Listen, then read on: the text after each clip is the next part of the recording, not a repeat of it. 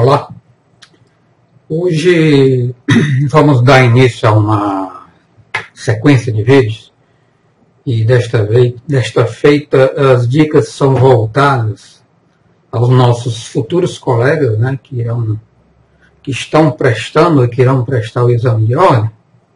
Todavia, as dicas serão mais enfocadas à segunda etapa, à segunda fase do exame da OAB, mais especificamente na elaboração da peça processual. Vamos fazer da área civil, da área penal e da área trabalhista. Tudo bem? Hoje eu trouxe para a gente, eu baixei lá do Ordem dos Advogados, uma prova aqui de prática processual direito civil, né, que foi realizada no ano passado, de 2013, em junho de 2013, né? Então, eu queria debater com os colegas, dar algumas dicas que vão tentar auxiliá-lo a tentar identificar qual é a peça processual adequada. Tudo bem? Essa prova eu vou deixar aqui num link aqui embaixo e vocês poderão baixá-la, que fica melhor de compreender na hora que a gente estiver trocando ideias aqui no vídeo, né? Porque às vezes a imagem fica um pouco pequena e até por isso que eu peguei essa prova, que fica melhor que a gente lê-la, né? Tá bom? Então vamos lá, vou mostrá-la aqui. Muito bem. Então, essa é a prova. O que é que ele diz lá? José Afonso, engenheiro solteiro, adquiriu de Lúcia Maria, enfermeira solteira, residente na Avenida dos Bandeirantes, número tal, São Paulo, pelo valor de R$100 mil, uma casa para sua moradia, situada na rua Mucurici, Rua Central, bairro tal. Instrumento particular de compromisso de compra e venda, sem cláusula de arrependimento, foi assinado pelas partes em 2 de maio de 2011. O valor ajustado foi quitado por meio de depósito bancário em uma única parcela. 10 meses após a aquisição do imóvel onde passou a residir, ao fazer o pagamento de certidões necessárias à lavratura de escritura pública de compra e venda e respectivo registro, José Afonso toma ciência da existência da penhora sobre o imóvel, determinada pelo juiz da 4ª Vara Civil de Itaperuna, Rio de Janeiro, nos autos da execução de título extrajudicial número tal, ajuizada por Carlos Batista, contador solteiro, residente à rua Rio Branco, 600, Itaperuna, Rio de Janeiro, em face de Lúcia Maria, visando receber valor representado por cheque emitido e vencido 4 meses após a venda do imóvel. A determinação de penhora do imóvel ocorreu em razão de expresso requerimento formulado na inicial da execução por Carlos Batista, tendo o credor desprezado a existência de outros imóveis livres e desimpedidos de titularidade de Lúcia Maria, cidadã de posse na cidade onde reside. Elabore a peça processual prevista pela legislação processual, apta a afastar a constituição judicial invasiva sobre o imóvel adquirido por José Afonso. Muito bem. Então vamos para cá. As dicas que eu vou colocar agora para vocês, ela vai servir para outras espécies de demandas que vocês possivelmente poderão se deparar para o exame da ordem, tudo bem? Mas, no final, vocês vão perceber que essas dicas aqui que eu vou falar, que são pertinentes a você, a auxiliá-lo a tentar identificar qual é a peça processual, ela vai também se identificar com a solução qual é a peça processual desse caso que nós estamos focando especificamente. Primeiro, eu queria dizer que essa parece assim muito fácil, né? Aquela calma toda minha e tal, para poder identificar. Mas não é assim, eu vou tentar levar em consideração toda a carga emocional que o examinando tem naquela ocasião. Muitas vezes, até os familiares dele, quando vão lá se despedir para ele vir para a prova, volte logo, futuro advogado, né? Os colegas, vai lá para a gente depois comemorar, quando tu voltar, a gente, bom almoço e coisa e tal. A namorada dele, olha, vamos lá, e estou torcendo por você. Então isso vai cada vez mais trazendo a sensação de intranquilidade, né?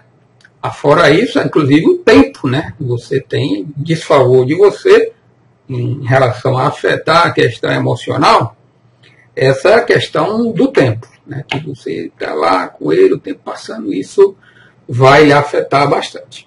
Muito bem, então, eu mesmo, né, quando às vezes pego aqui outras provas, vou olhar, né, aparentemente a coisa vai fácil, mas quando você vai lá na frente, que é isso aí? Você volta, né, olha com mais calma, passa, né? Porque aqui é diferente, né, do nosso dia a dia. Aqui tem as chamadas pegadinhas, né? Algumas pequenas nuances, né, que faz todo o efeito, não é? Exemplo disso, por exemplo, quando eu fui baixar essa prova aqui de prática processual civil, eu vi também que tinha a da prática processual penal e, por curiosidade, eu baixei, né? Se você verificar, ela vai toda, no início, ela vai toda caminhando como se fosse para uma resposta do acusado, resposta à acusação e coisa e tal.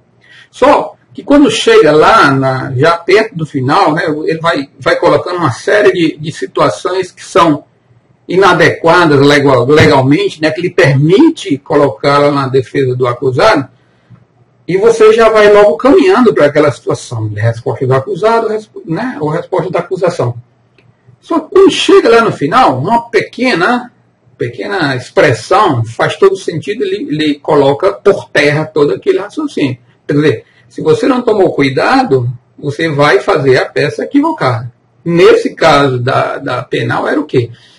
Lá no final ele diz assim, tendo em vista que a decisão transitou em julgado no dia tal, olha, se transitou em julgado já não é nada de resposta da acusação, é resposta do acusado. Então, esse pequeno detalhe lá no final fez toda a diferença. Então, quem eventualmente caminhou para essa situação se deu mal, né? Então, é por isso que eu estou dizendo que não é assim, lá essa facilidade toda. Eu reconheço que realmente há esse entrave, que é essas tais da pegadinha, né? Mas, se a gente atentar bem com essas dicas que eu estou colocando, vai minimizar a possibilidade disso ocorrer. Você vai ficar um pouco mais atento, né, com essas possíveis pegadinhas que podem lhe trazer sequelas danosas. Tá bom? Bom, a primeira coisa que eu queria chamar a atenção é o seguinte, para você desconfiar quando uma prova ela traz pormenores, né? Por exemplo, fulano de tal, né, casado, residente, né, lá no país tal, então a senhora foi na rua tal em alta velocidade, né? Fulano de tal era divorciado, porém depois casou com a viúva. Então, são certas particularidades, pormenores, que você deve ficar atento. Seja porque ele está querendo lhe dar um caminho para que, olha, o rumo para você tomar é esse. Seja o inverso. Está lhe dando alguma orientação para você desencadear para outra pretensão, né, para outra peça processual. Daí onde você tem que fazer aquela só pesar duas situações e tentar identificar para onde que aquela situação, aquele pormenor está querendo levar, tá certo? Fulano veio numa rua numa velocidade tal, porém não existia ninguém lá na rua. O que ele está querendo dizer mais ou menos com isso? Olha, não houve risco, né? Aquelas teses de direito penal, né? risco efetivo de alguém, coisa e tal. Você percebe que os pormenores você deve ficar sempre atento quando tiver alguma coisa nesse sentido. A outra é com relação à qualificação, que até o caso dessa, eu estava percebendo, nessa prova aqui ele qualifica, né? José Afonso, engenheiro solteiro. Muito bem. Não é comum nessas provas de exame na OAB você colocar esse tipo de qualificação, né? Geralmente José Afonso, nesse caso, né, comprou de fulano e tal, mas e você percebe que ele qualificou, né? Então, e mais, aqui nesse caso, eu estou vendo que ele qualificou a Lúcia Maria e também o Carlos Batista, né? Então, algo você deve ficar atento, né? Quando você faz a qualificação, coloca o estado civil, né? Casado, então divorciado, né? Tenta demonstrar que vai uma união estável, né? Olha, estando convivendo com essa pessoa, tá usando. Então, essa situação de estado civil também fique atento, porque ela pode fazer todo sentido, né? Para você identificar qual é a prova. Então, se constar alguma qualificação mais ampliada, né? É brasileiro, solteiro, tal, residente, não sei aonde, então ou ele está ali caminhando para você desencadear por outro caminho, ou ele está lhe dando aqui já algum pormenor que vai fazer diferença, né? Se aqui nesse caso aqui, pela leitura que eu fiz, ele deu o endereço. Então, possivelmente ele está querendo colocar alguma coisa com relação ao foro competente, né? Então ele bota 3 endereços. Ele bota aqui do José Afonso, ele coloca da Lúcia Maria e do Carlos Batista também, ele fala o endereço dos 3. Então isso aí pode comprometer, né, o desenvolvimento da sua peça. Então você fique atento com relação a isso, porque isso vai lhe remeter lá, a regra que ele vai lhe remeter lá para o artigo 100, artigo 95, lá do CPC, que é aquela questão lá do foro competente. Então isso aí você fique atento também quando tiver endereços, né? Então fique fica visível para você essa hipótese de que pode estar tentando desviar o foco. Uma outra também é quando ele coloca, o examinador coloca idade, né? Então você vê que é um pormenor que a princípio não faz sentido estar lá, né? Você vai querer colocar a idade aqui do fulano, do Beltrano, da Beltrana aqui nessa peça processual. É você perguntar, né? Por que isso está aqui na minha prova? Né? Por que a idade dele veio fazer? O que é que ele está querendo? Qual o recado que está sendo passado com a idade dessa pessoa? Né? Que aí pode ser com relação à legitimidade, com relação à capacidade processual, né? Por exemplo, se uma menor, né? Uma menor impúbere, de 8 anos de idade, né? Não pagou não sei o que, os alimentos, então abandono efetivo. O fulano depois estava se lamentando que o pai aqui, não sei o que, então vai ingressar aí com ação de indenização. Quem é que vai ingressar? Né? Então, no caso, seria a mãe representando, né, a menor impúbere, não é isso lá do artigo 8º do Código Civil. Bom, e outras situações. Então, com relação à idade, pode ser também até para você requerer alguma coisa, se for um idoso, né, alguma coisa lá do Estatuto do Idoso, alguma situação assim, né? Que o risco, né, você pedir alguma tutela ou uma medida cautelar, o risco daquela pessoa já com a idade mais avançada, né, ou uma criança. Então, essa situação também de idade, você deve ficar atento. Outras situações também é com relação a datas, né? Aqui tem data, né? Você viu nessa prova, foi assinado, a cláusula foi assinada pelas partes no dia 2 de maio de 2011. Então, ele colocou aqui uma data. Então, você já deve estar pensando assim, olha, de graça essa data aqui não está. Então, ela está querendo dizer o quê? Houve, talvez, prescrição, há uma tempestividade, né, a pertinência de determinada ação, né? algum rito processual, né? Por exemplo, você, vamos dizer o seguinte, uma ação de reintegração de posse, né? Se ele fala uma data, então posse nova ou posse velha, né? Aquela história de 12 anos, 12 meses e um dia, não sei o quê. Tudo isso pode fazer sentido, né? Então, datas, né? Pode ser até a maioridade de alguém, alguma coisa com relação à capacidade postulatória. Então, datas nesse contexto todo, você também fique atento, tá certo? Outra situação muito comum que eu percebo aqui é o seguinte: na pontuação, né? Você, de regra, que ele também está querendo lhe chamar a atenção.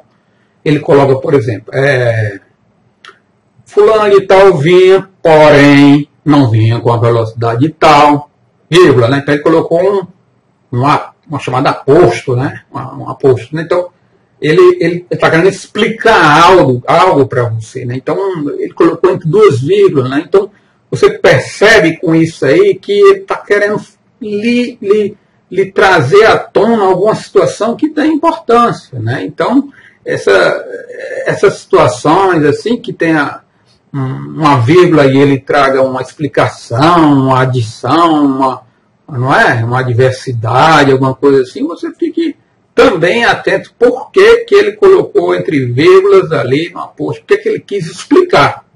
O aposto não é explicar, exemplificar, não sei o quê, né? Tornar mais evidente, alguma coisa assim, né? Então, se colocou nessa situação, você também fique bem atento.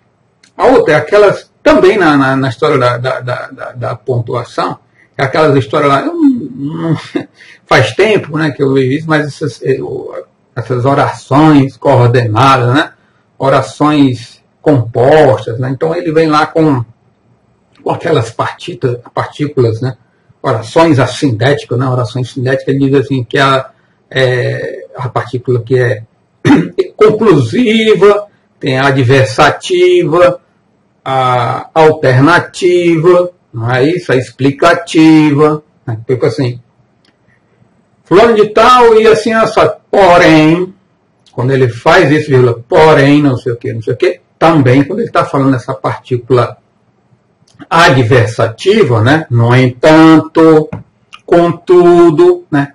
Ou então a aditiva, fulano de tal e também fulano de tal, quer dizer, então pode estar aí constando nessa situação aí um litisconsórcio passivo, ou litisconsórcio ativo, né? Então, enfim, essas partículas aí de aditiva, adversativas também, que lhe chamam a atenção, né?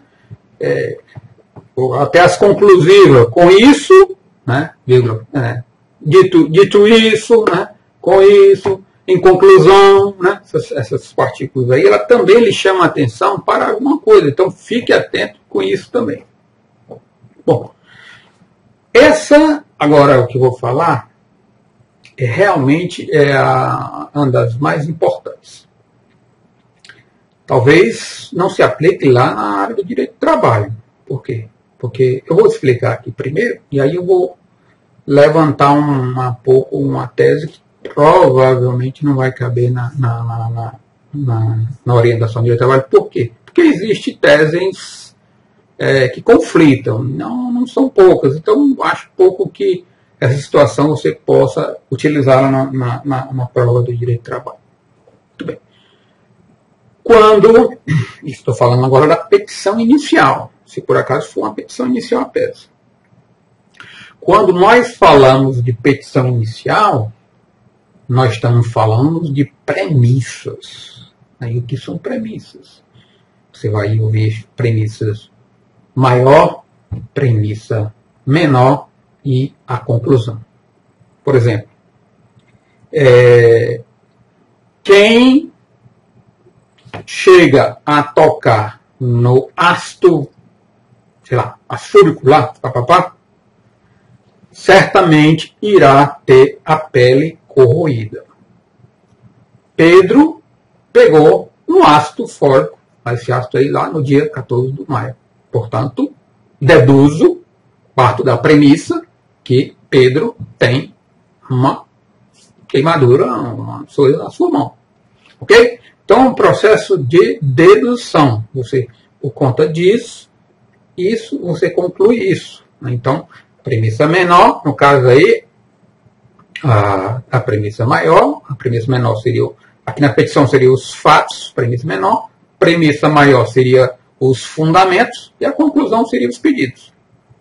Tipo assim, na petição inicial, fulano de tal vinha às 14 horas do dia tal e fora atropelado por um veículo em que o sujeito fulano de tal estava totalmente embriagado. Não observou a sinalização, o sinal vermelho, e veio atropelar Beltrano. Então, aí você pensa assim, bom, no Código Civil fala assim, quem age com culpa, imperícia, não sei o que, deve reparar o dano. Então, se fulano agiu assim, ou seja, ele agiu com culpa, né, por imperícia lá, ou negligência, então o Código Civil diz isso, conclui que Pedro vai ter que pagar uma indenização. É isso? Premissa menor, premissa maior, que é os fundamentos jurídicos e a conclusão. Muito bem. Aí aqui, nessa situação de prova do AB, onde eu digo que eu acho interessante que isso vai caber. Porque ele vai lhe dar, de regra, ele vai lhe dar a premissa menor e vai lhe dar a conclusão. Falta você encaixar uma pedra aqui, que seria a premissa maior. Pensando sempre nessa situação do atropelamento, né? Então ele vai lhe dar o fato lá, ele dá a conclusão, então por isso você vai deduzir. Como nesse caso do atropelamento, ele deu duas aqui em cima, premissa menor e premissa maior, e você conseguiu obter a conclusão. Agora aqui na prova ele está lhe dando o inverso, ele está lhe dando a premissa menor, ele está lhe dando a conclusão. Falta então você encaixar a premissa maior, no caso essa daqui. Por que que isso originou isso aqui, nesse caso aí da Constituição Judicial, né? Então você tem, é como se fosse um raciocínio lógico, aquelas provas de raciocínio lógico. Pedro tem um dobro da idade da minha irmã. Quantos anos Pedro terá daqui a 6 anos, tendo visto que minha irmã tem tanto? Ó, por trás disso aí é o quê? Seria mais ou menos aquelas equações, né? X é igual a mais B ao quadrado, quanto é que vale X? É mais ou menos essa coisa, né? Então seria mais ou menos uma equação aqui, né? Premissa menor, premissa maior seria o X, e a premissa menor e a conclusão seria Y mais Z lá, nessa equação. Você teria que encontrar quem é o X. No caso, você teria que encontrar quem é aqui os fundamentos jurídicos, não é? Tá certo? Então, quando a gente for raciocinar aqui nessa prova, você vai entender mais ou menos essa lógica que eu estou colocando.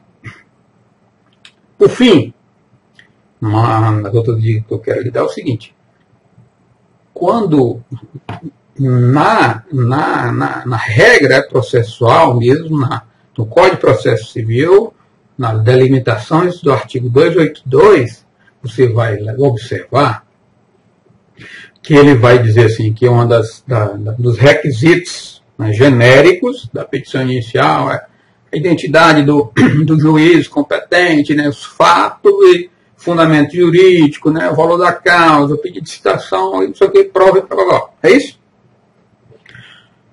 Muito bem. Você vai ver que fundamento jurídico está ligado aos chamados fatos jurídicos. O que é que isso tem a ver com essa coisa toda? O que são fatos jurídicos?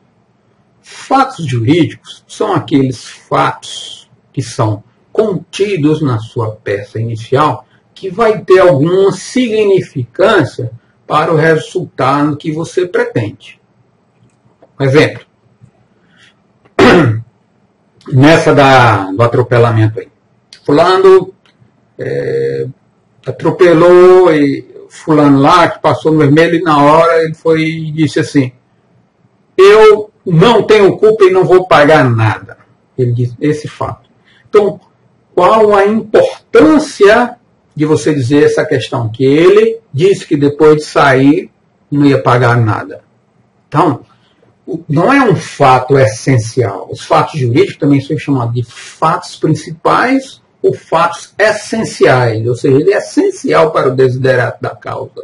Então, qual a importância desse fato, né, que eu estou narrando, que ele diz que não vai pagar? Nada. É um fato chamado acessório, né, um fato chamado secundário. Ele não tem relevância para o seu objetivo da sua causa. Então, nesse contexto, você tem que entender assim, bom, em princípio, se ele está me dando esses fatos aqui, né, a princípio deve ser um fato jurídico para eu levar, para levar a conclusão tal desse aqui, né?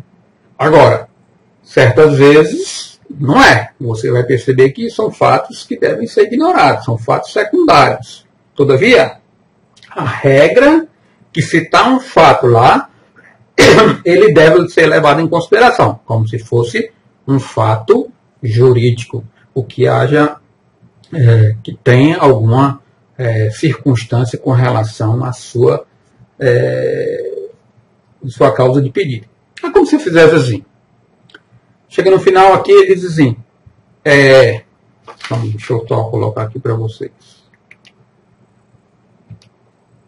Ele diz assim, no final: elabora a peça processual prevista pela legislação processual, apta a afastar a construção invasiva sobre imóvel adquirido por José Afonso. Bom, você teria que ter aí, então, qual a causa de pedir. É como se o cliente chegasse para você no seu escritório, dissesse assim, olha, papai, eu vim assim, vim assado, né? Aí você dissesse, né, por qual causa, né, por qual motivo, né, você quer que eu ingresse com essa ação, né? Porque isso me comoveu bastante, coisa e tal. Então, qual a causa de pedir? Né? Então, você parte do inverso. Se ele está dizendo aqui que houvera para afastar uma construção judicial e coisa e tal, então o que vai ser a causa, o que vai ser motivado, vai ser o motivo, que vai ser justamente o seu fundamento jurídico, que vai lhe trazer a conclusão que vai lá para liberar afastar a Constituição Judicial. Tá certo? A mesma etapa de raciocínio aí com relação às premissas, né? Tudo bem? Então, agora, feito isso, né? Essas dicas, vamos agora tentar raciocinar qual seria a peça processual adequada aqui nesse. Deixa eu botar aqui o texto para vocês acompanharem. Bom, com relação justamente às premissas, você percebe que lá no final ele diz assim, elabora a peça processual prevista na legislação processual apta a afastar a Constituição Judicial. Muito bem. Certamente aqui não seria uma contestação, até porque todo o contexto do discurso narrativo aqui, não há nada, uma ação ajuizada contra o José Afonso, né? Que ele está dizendo no final, adquirido por José Afonso, né? Não seria também um recurso, porque não há nenhuma decisão judicial aqui nesse sentido, não houve assim, dentro de um processo, né? Dentro de uma decisão interlocutória, que o José Afonso participe, né? Que decisão houve lá nesse outro processo lá do Carlos Batista em relação a Lúcia Maria, né? Então, não houve sentença meritória ou extintiva, então você percebe que aqui nós estamos diante de uma petição inicial. Aliás, a maioria das vezes é a petição inicial, né? E quando muito também é recursos, né? Muito bem. Identificamos aqui, por conta lá sobretudo por conta lá da conclusão que ele está dizendo que não é recurso, não é contestação, coisa. Nós estamos diante de uma pretensão que vamos ter que valer-se de uma petição inicial. Agora, qual o tipo de peça processual é que nós vamos tentar identificá-la agora. Muito bem, vamos começar aqui a ver o conteúdo, ver se a gente pode começar a tirar algumas conclusões de pormenores que eu falei na primeira dica, né? Que pode nos chamar a atenção. Ele diz assim: José Afonso, engenheiro, solteiro.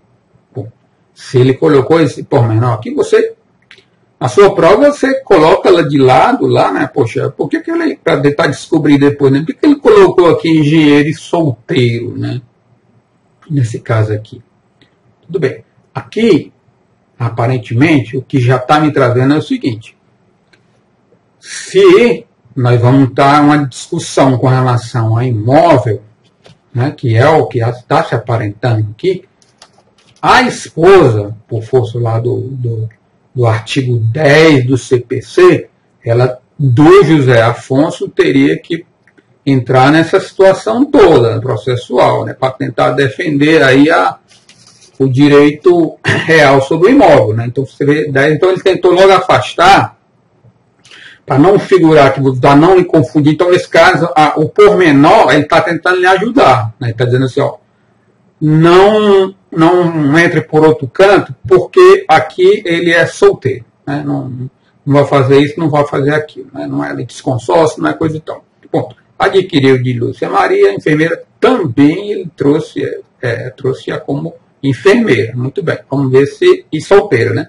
Vamos ver se solteira dela, ele está querendo lhe confundir ou ele está querendo lhe ajudar. Aqui eu já estou imaginando que ele está tentando lhe confundir. Bom, aí ele traz endereço, né? Quando ele traz endereço, ele é residente na Avenida dos Bandeirantes, número tal, São Paulo. Ok. O que é que ele está querendo lhe induzir? Olha, tem um endereço. Tem um local, inclusive de a numeração, que pode levar em consideração para você ver onde é que vai ser o foro a ser ajuizada a ação. Então você já fica atento, porque colocou endereço. Endereço, inclusive, o endereço aqui é no outro estado, né? Da residência lá na cidade de Mucurici, no Espírito Santo. E aqui deu-se a penhora lá, parece que no imóvel no Rio de Janeiro, né, no processo está tramitando lá no Rio de Janeiro, e o Carlos Batista também mora lá no Rio de Janeiro, não é isso? Muito bem.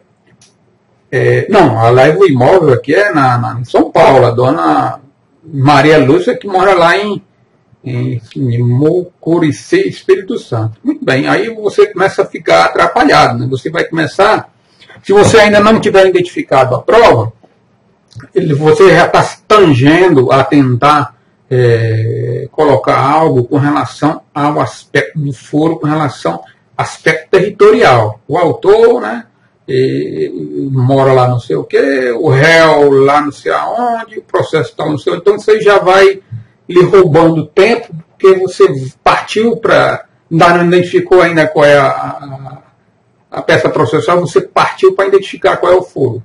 E aqui você vai ficar um pouco confuso. Aí você segue. Né? Então, deixa de lado a questão de foro, aqui você e passa, vem em frente. O instrumento particular de compromisso de compra e venda, olha aqui onde eu estou falando o aposto, né? Sem cláusula de arrependimento. Ele colocou aqui entre duas vírgulas chamando a atenção. Ele fez um esclarecimento. Olha, é um compromisso de compra e venda, vírgula, esclarecendo, sem cláusula de arrependimento. Ok, onde é que ele está querendo chegar com isso aqui, né? Foi assinado pelas partes em 2 de maio de 2011. Data.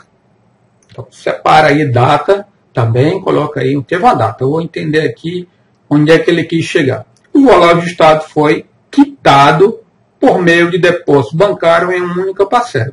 Por que uma única parcela? Por que ele não pagou isso parcelado? Também você fica se questionando desse pormenor. Ele quis dizer. Imóvel seria o quê? É como se você fosse contar uma história para seu amigo e você vê se esse detalhe pequeno não faz sentido para você contar para ele. Olha, fulano comprou lá o imóvel da Dona Maria, acabou pagando e deu problema, né? Mas ele está dizendo mais longe. Foi ajustado e foi pago por meio de depósito bancário em uma única parcela. Então você não ia contar essa história tão pormenorizada do seu amigo. Então, esses detalhes que está se aprofundando, então você já fica um pouco com o pé para trás para tentar entender o que é que ele quis dizer. Né? 10 meses após a aquisição do imóvel, onde passou a residir, olha, nessa frase aqui, com essa frase aqui, ele está dizendo uma série de coisas. Ó. 10 meses, ele está querendo dizer o quê? Você vai tentar ser levado àquilo que eu lhe falei, de uma ação de reintegração de posse. Como é que está falando de um imóvel, ele foi morar, e você vai tentar ir lá para, já começar também caminhão lá para a reintegração de posse, né? Manutenção de posse, né? Interdito proibitório, né? E esses 10 meses podem ainda lhe confundir mais, porque você vai ver lá, nesse conteúdo do texto lá, do Código de Processo Civil, a questão da posse nova e a posse velha. Então você acaba também, quer dizer, você percebe que eles colocam aqui alguns detalhes que vai lhe embaralhando. Né? Então, as chamadas pegadinhas, né? Você vai tangenciando para outro mundo, né? Que daqui a pouco você vai ver que não faz sentido. Onde passou a residir. Quando ele fala em passou a residir, então, no mínimo, ele está querendo dizer o quê? Ele está na posse. Ele entrou na posse. Então, você já começa também a enfatizar isso. Aí, ao fazer o levantamento de certidão necessário, a levatura da escritura pública de compra e venda, José Afonso tem ciência da existência de uma penhora sobre o imóvel, determinada por quem? Pelo juiz da 4ª Vara Civil de Itaperuna, no Rio de Janeiro, nos autos e execução tal. Ajuizada por Carlos Batista, contador e coisa e tal. Muito bem, a essa altura dessa já dá para a gente perceber por que seria, não seria, por exemplo, a reintegração de posse ou manutenção de posse. Por quê? Porque se você for lá para a conclusão, é que eu digo, a conclusão vai lhe trazer lá para os fundamentos jurídicos. Né? Essa conclusão está dizendo assim, olha, tome determinada posição para afastar a constrição judicial. Muito bem. Ele não está pedindo para afastar a invasão da posse, ele não está tentando, toma uma medida para você seja manutenido na posse, coisa e tal. Perceba que aqui ele pediu algo para afastar a constrição judicial. Muito bem. Então, nós teríamos aí, nós tiramos aqui já essas hipóteses. Integração de posse, manutenção, interdito proibitório. Tiramos. O que não é esse o que a conclusão está dizendo, né? Então, nós iríamos ficar o quê? Com embargo à execução e o embargo de terceiro. Né?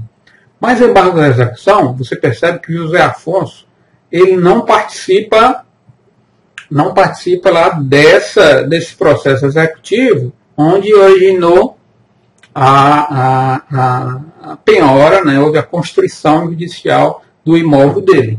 Então ele não participa. Então por isso seria, já descartamos também aí o embargo da execução. No caso, então ficaríamos aqui com um embargo de terceiro. Muito bem. Ok. Feito isso, descobrimos a peça. Agora vamos entender alguns pormenores que estão aqui, que irão esclarecer algumas coisas que você vai ter que inserir lá na sua petição lá do embargo terceiro. Bom, quando ele fala aqui instrumento particular, a primeira coisa que me chama a atenção, quando ele fala um instrumento particular de compromisso de compra e venda sem cláusula de arrependimento, esse sem cláusula de arrependimento ele já lhe deu, foi uma dica mais que você não tome outro rumo, tipo ação de evicção lá, né? Você foi vender um bem que tinha um vício oculto e tal, alguma coisa assim, então, e até no final ele dá essa dica, né? Ele diz assim, ó, elabora uma peça processual, talvez para afastar isso, ele diz assim, ó, elabora a peça processual prevista pela legislação processual. Então ele diz assim, olha, esquece esse tipo de ação lá que estão lá previstos lá no Código Civil. Tá certo? Ele tem um recado que ele passou aqui. Então, pormenores, mais uma vez, que ele está lhe dando a dica. Nesse caso, ele está dando a dica. Na outra, ele está tentando levar para outro caminho errado. Não é? Pormenores. Por que ele está dando a legislação processual? Por que ele não disse elaborar a peça processual apta a afastar a Constituição Judicial? Bom, era necessário. Mas ele disse prevista na legislação processual. Ele esclareceu. Ele fez um esclarecimento maior. Senão ele disse, tome a providência em nome de fulano. Mas por que ele botou isso? Então, tipo, uma ação reivindicatória, né? De lá, no Código Civil diz lá, o proprietário tem direito de usar, gozar, usufruir e reivindicar a propriedade de quem, não é isso? Mais ou menos, que lá no Código Civil? Pois é. Então, ele está querendo dizer o seguinte, não vá para isso aí, não vá para reivindicatório, não vá tratar de evicção e coisa e tal, não vá para a legislação processual, justamente. Então, você saiu de uma... Tem um processo cautelar, o processo de execução e o processo de conhecimento. Então, você estava lá, provavelmente no processo de execução, aí passou para o livro lá de processo de conhecimento do rito especial lá, né, do embargo terceiro. Então, você vê que por causa da diferença, você foi lá e para outra parte do Código de Processo Civil e teve que voltar para cá. Muito bem. Aí ele fala também aqui que o valor foi ajustado, foi quitado por meio de depósito bancário em uma única parcela. Bom, voltando aqui, só essa cláusula de arrependimento, justamente não tinha como ele, não tem como o José Afonso voltar atrás, né, e usasse dessa cláusula de arrependimento, né, então ação de rescisão contratual por infração contratual, não sei o que não entregou o imóvel livre e desembaraçado. Então, não tem, aqui ele está dizendo o seguinte, esquece a possibilidade de ter essa cláusula, não invente. E aqui é sem cláusula de arrependimento, não tem arrependimento. Então, quando ele fez isso aqui, então ele chamou a atenção. Vá por esse caminho, não vá por outro tipo de ação. Então, quer dizer, num mundo bem processualmente falando, gigantesco, ele está começando a fechar e deixar você quase que nessa única possibilidade, né? Aí, 10 meses após a aquisição do imóvel, onde passou a residir, por que esses 10 meses está aqui, né? Veja, com relação a esses 10 meses, ele está fazendo referência aqui em relação ao 2 de maio de 2011, que ele comprou, que ele descobriu a penhora 10 meses após. Ou seja, então, não foi alguma coisa que ele sabia antes, né, que havia essa ação, né, posteriormente à compra. Então, é uma coisa que ele soube após, 10 meses na frente. Então, esses 10 meses lá, para efeitos da ação de embargo terceiro, não vai fazer sentido, porque ela só fazia sentido se fosse na execução, se já tivesse a adjudicação e coisa e tal. Está lá no artigo 1046 e coisa e tal. Então, aí ele lavou escultura de compra e venda e coisa e tal. E José Afonso toma ciência. Agora, o que você deve se perguntar? Bom, Alberto, tá, mas ele não registrou aqui esse imóvel, né? Ele só foi, quando ele foi olhar, ele percebeu essa situação toda aqui, que havia essa penhora. Muito bem. Então vamos lá eu até peguei aqui um código, nem para estar até desatualizado, de 2012, mas eu peguei um Vadimoc sem comentário, né? Para justamente aproximar-se da sua situação como candidato, né? Então, iríamos lá no artigo 1046, né? Lá. Bom, no artigo 1046, né? Quem, não sendo parte no processo, aqui é que está a situação, né? Por que seria o embargo terceiro? Quem, não sendo parte no processo, ele não é parte nessa ação de execução em que o Carlos Batista executa a Lúcia Maria, ele não é parte. Então, ele está tentando defender nessa situação de um processo, né? Sofrer turbação ou esbulho na posse de seus bens. Agora, aqui, justamente onde você passa a raciocinar, quando ele sofreu a turbação ou esbulho. Mesma coisa também que tinha lá nas ações possessórias, né? De reintegração e coisa e tal, ou manutenção, né? Sofreu a turbação ou o esbulho. Porém, ele vai mais à frente, ele vai dizer qual é a motivação que tem que surgir para que surja a possibilidade de você ajuizar a ação de embargo terceiro, porque ele faz o seguinte: sofrer turbação ou esbulho na posse de seus bens, até aqui pode estar se confundindo com a ação reintegratória. Agora, por ato de apreensão judicial, em caso com penhora e papapá. Ou seja, ele não está falando, e aí onde afasta a ação de reintegração de posse, coisa e tal, porque ele não está falando da invasão da posse própria dele. O que ele está querendo lá na prova é para afastar a Constituição Judicial. Veja lá o pedido aí, ó. Afastar a Constituição Judicial. Não dá para ser manutenida da posse daquilo que eu falei antes, né? Então, casos como penhora, justamente aqui, ó, foi penhorado o imóvel dele, né? E coisa e tal, ser manutenível ou restituído por meio de embargos. Ok? Então, a pressa seria os embargos. Agora, outros detalhes, né? Que a gente vai concluir. Bom, você percebe aqui que... Deixa eu colocar aqui.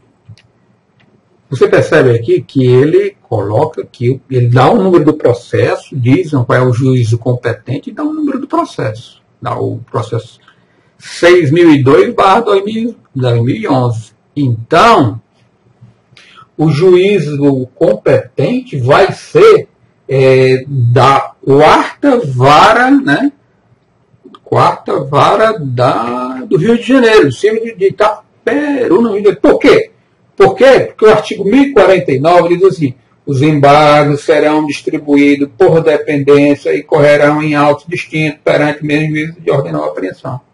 Muito bem, aí você, excelentíssimo senhor doutor juiz da quarta vara civil de Itaperu, Rio de Janeiro, ok, né? Aí bota distribuição por dependência ao processo número tal, né? Eu poderia até, para ficar um negócio mais bacana, você vai abrir lá um parênteses assim, embaixo do número e botar lá CPC artigo 1049, né? Combinado, sei lá, com o artigo 256, que você vai lá por dependência. Aí vem, tá certo? E colocamos os fatos, né? Então você... até aí tudo bem, mas você ia dizer assim, bom, outros pormenores que eu lhe chamo a atenção. Ele fala aqui, ó, a determinação de penhora ocorreu em razão de expresso requerimento formulado na inicial da execução por Carlos Batista, tendo o credor desprezado a existência de outros imóveis livres e desimpedidos de titularidade de Lúcia Maria, cidadã de posses na cidade onde reside. Ora, aqui nessa frase nós estamos cheios de nuances, cheios de características que podem, que lhe dão algumas conotações que devem ser levadas em conta na ação do embargo de terceiro.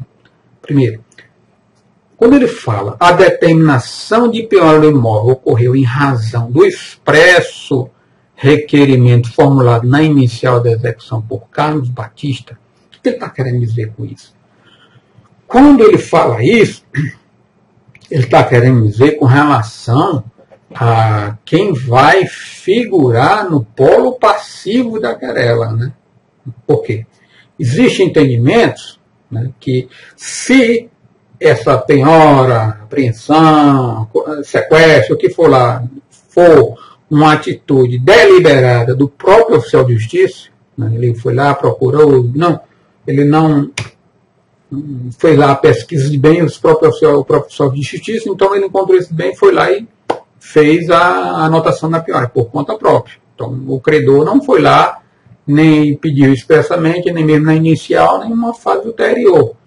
Aí nós tínhamos a seguinte situação, que se não fosse o Carlos que tivesse solicitado, perdurava uma certa nuance processual que alguns juristas, alguns tribunais entendem que não precisava nem sequer de embargo terceiro, porque o Carlos aí não deu aso, não deu motivo para essa penhora do bem. Quem fez foi o próprio oficial de justiça. Aí pelo princípio da causalidade, né, isso lá, ele teria que sofrer o ônus de sucumbência dessa situação toda, né? Que é o artigo lá 20 e o artigo 26 do CPC. Com ele deu, aí ele fez essa expressão, olha, ele também está lhe chamando a atenção. Aqui o examinador, olha, Não coloque também só uma simples petição lá na ação de execução, né, como alguns entendimentos doutrinários e jurisprudencial pode caminhar. Por quê? Porque o Carlos Batista ele pediu expressamente. Então ele deve participar do polo passivo dessa situação, né, porque ele quem deu motivo, né, ele foi a causa, foi ele quem impulsionou o processo executivo e deu causa a essa Constituição Judicial. Muito embora com a do magistrado, mas ele quem impulsionou o processo e deu essa asa a esse problema. Então você teria que fazer realmente o embargo de terceiro e colocar o Carlos Batista como parte ré. Aí eles prosseguem, vírgula, né? Tendo o credor desprezado, deixa eu colocar aqui, tendo o credor desprezado a existência de outros imóveis livres e desimpedidos de titularidade da Lúcia Maria, cidadã de posses onde reside. O que eu percebo que ele está querendo chamar a atenção é o seguinte, olha, não é alguma das situações que era possível de o Carlos Batista seguir, que é o caso lá do artigo 592, 593 do CPC, onde ele vender aquele imóvel em fraude de execução, não tinha mais nenhum bem, ou então ele, naquelas situações de fraude a credores, onde tinha que entrar com ação pauliana, e aquela coisa e tal. Por quê? Ele está dizendo justamente, não, ela tinha outros bens, né? Então ela não é uma pessoa insolvente de ter apenas aquele único bem para responder, e ele teve o Carlos Batista não tinha outra saída a não ser penhorar aquele imóvel. Mas não é a figura, ele tentou aqui com isso, ele tentou afastar a hipótese lá, as hipóteses previstas lá no artigo 522, 593 lá do CPC, tá certo? Outro detalhe é o seguinte, qual seria o valor da causa, né? Então ele aqui também está dando aqui uma luz nisso tudo, né? Então ele fala lá em 100 mil reais, então não foi à toa que ele colocou, então ele vai querer que você coloque lá o valor da causa de 100 mil reais. Por quê? Onde é que está dizendo que isso é 100 mil reais, Roberto? Não, veja, o que se entende é que por analogia ao artigo 259, lá que trata lá do, não é isso, lá do valor da causa, 259, inciso 7, ele vai dizer lá que as causas que tratam de demarcação, divisão e tal, você deve agregar o valor da causa em cima do valor venal, do valor que vai importar para a configuração da imputação de imposto. Imposto territorial, essas coisas todas. Então, lá ia ser 100 mil. Então, como não há uma regra nessa parte, nem no 282, nem lá nessa parte do rito especial do embargo terceiro, não tem nada com relação à causa. Então, subsidiariamente, tem se entendido que seria os 100 mil reais. Tá certo? Você pode até, nessa ocasião, teria que dar um floreado, né, e coisa e tal, dar essa causa, o valor de 100 mil reais, que faz com abrigo lá no artigo, subsidiariamente, em face do artigo 259, inciso 7 do CPC. Pronto. Bom, citação, Alberto. Cita ou não? Cita quem? Né? Muito bem. Também não tem. Né? Você vai ver que aqui, ele fala o seguinte. Você vai aqui no artigo 1050. Aqui. No artigo 1050, ele diz assim: o embargante, em petição elaborada com observância do disposto do artigo 282, fará prova sumária da posse nesse caso. Então, você teria, de alguma forma, quando ele fala assim, aí onde está também um motivo, um pormenor que ele trouxe para cá, né, na elaboração da petição inicial. Ele passou a residir.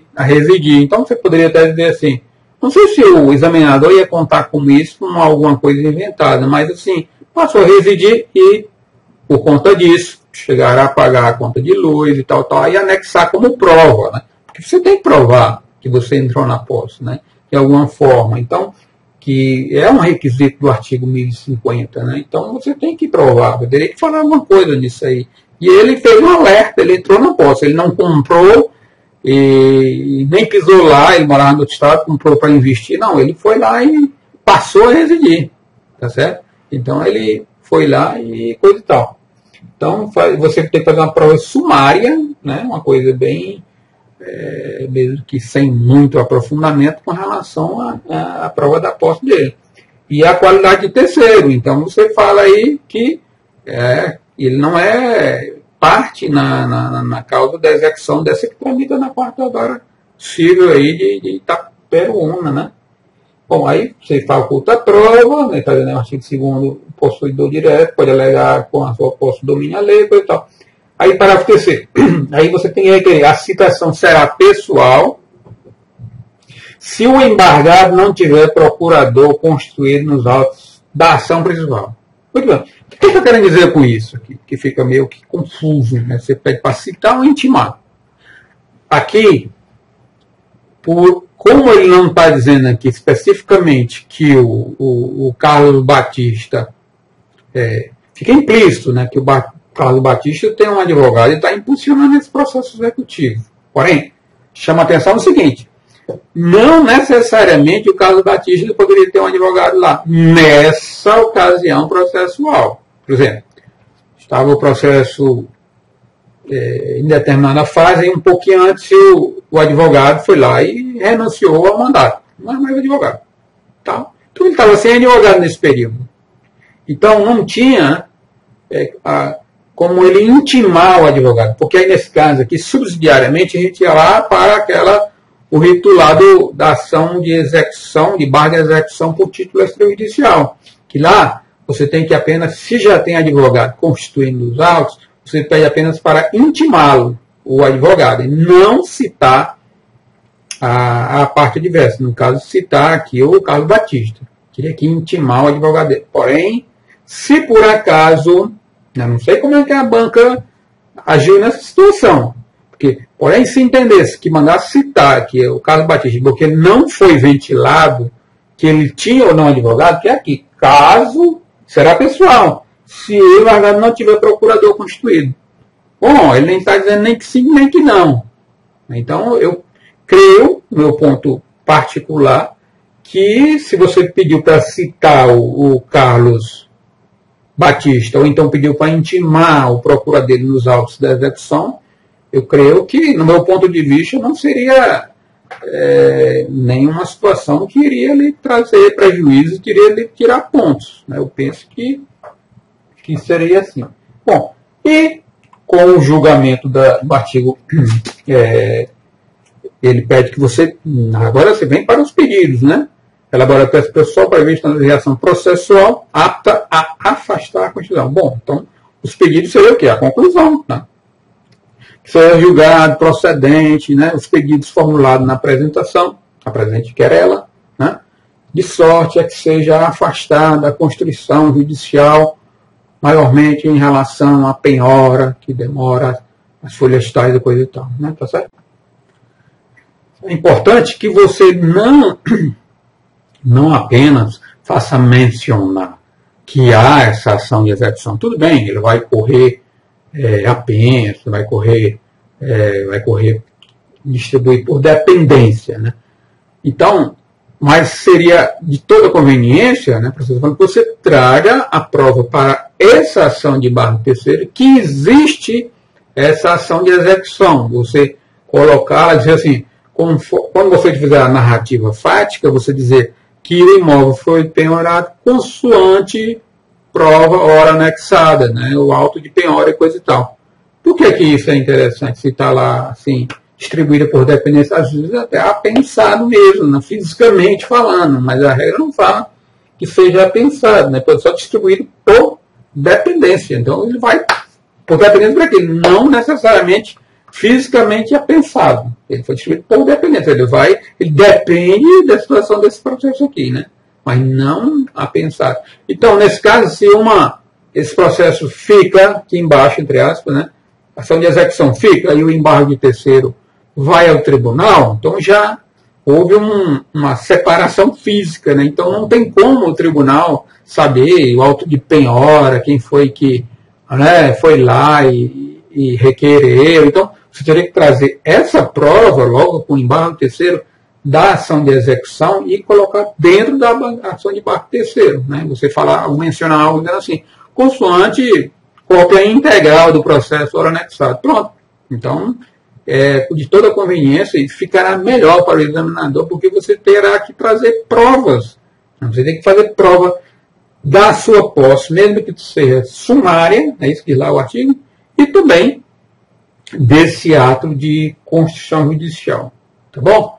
Pessoal, então essa era a dica, né? Se vocês gostarem, marca aí como gostei. Se quiser assinar aqui o meu canal no YouTube, eu irei fazer novas dicas de outras provas da área trabalhista, da área penal. Então, você estando já cadastrado no meu canal, automaticamente o próprio YouTube se encarrega de enviar para vocês quando tiver um novo vídeo, né?